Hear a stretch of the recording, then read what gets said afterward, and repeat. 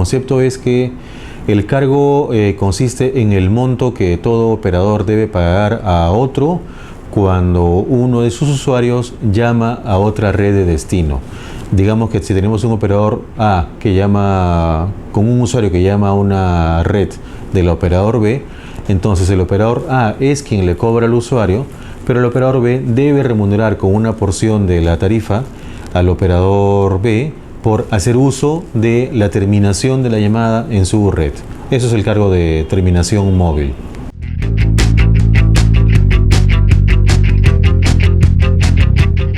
Hay un elemento importante allí a considerar a nivel regulatorio. Este cargo de terminación móvil es una herramienta regulatoria para promover la competencia. Hasta ahora esto no ha sido utilizado así, entre otras razones porque como el mercado estaba reducido a un par de operadores, porque había un tercer operador pero que estaba dirigido a un nicho muy específico del mercado y tenía una cuota no mayor al 4 o al 5%, mientras que el 95% se ha repartido durante los últimos 10 años entre dos operadores. Entonces, como el escenario cambia, ya tiene más sentido para OCIPTEL utilizar esta herramienta regulatoria para favorecer la competencia en diversas formas.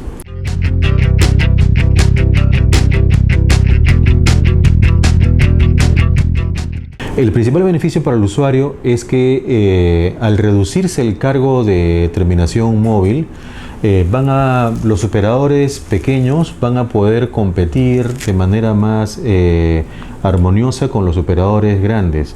¿Por qué? Porque justamente al ser pequeños, y ya decimos, ¿no? Hay dos operadores actualmente que entre sí reúnen una cuota de mercado del 95%, mientras que hay otros dos operadores que tienen también un alcance nacional, tienen una presencia en diversas regiones del país y están dirigidos a todo tipo de usuarios, tienen apenas el 5% del mercado. Entonces claramente hay una diferencia entre dos operadores grandes y dos operadores que tienen apenas el 5% de cuota de mercado. Entonces, lo que ocurre con el cargo es que comprensiblemente es muy grande el tráfico de los operadores pequeños a los operadores grandes, porque de cada 10 líneas, más de 9 corresponden a los operadores grandes.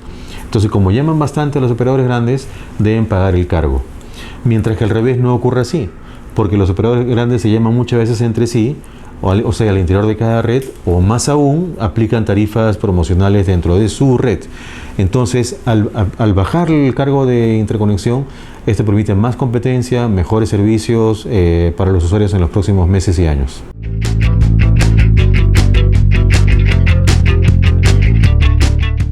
Nosotros hemos encontrado opiniones, sobre todo del operador dominante en el mercado, en el sentido de que las tecnologías ya tienen larga data y por lo tanto debería aplicarse reciprocidad entre todos los operadores. Esto pues es difícil de sostener porque basta ver las cifras de cuotas de mercado para ver que la presencia de cada uno es bastante distinta entre sí. Y por otro lado, un par de consideraciones adicionales. Esta forma de tratamiento del cargo de terminación móvil no consiste en favorecer a unos o perjudicar a otros con intención, sino en realidad de beneficiar al usuario. ¿Por qué? Porque la economía peruana en los últimos años ha crecido bastante y sin embargo, a diferencia de otras economías con las que nos solemos comparar, como Colombia o Chile, por ejemplo, tenemos un número de operadores móviles bastante reducido. En Colombia y Chile, especialmente por ser países muy cercanos a nosotros, podemos decir que el número de operadores ya desbordó a la cifra de 4, hay 5 o 6 si sumamos los operadores virtuales.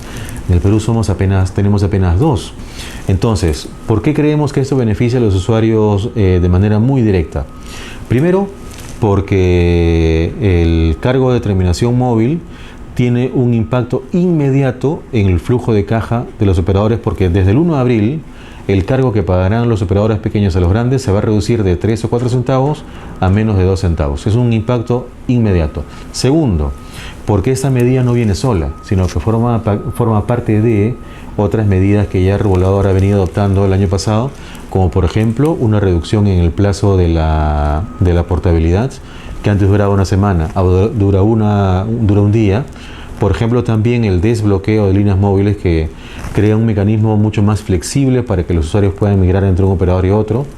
También la creación normativa de la figura del operador móvil virtual, que ya está muy próximo a ser aprobado a nivel de reglamento para que quizás este año o a más tardar el próximo puedan haber en el mercado operadores virtuales.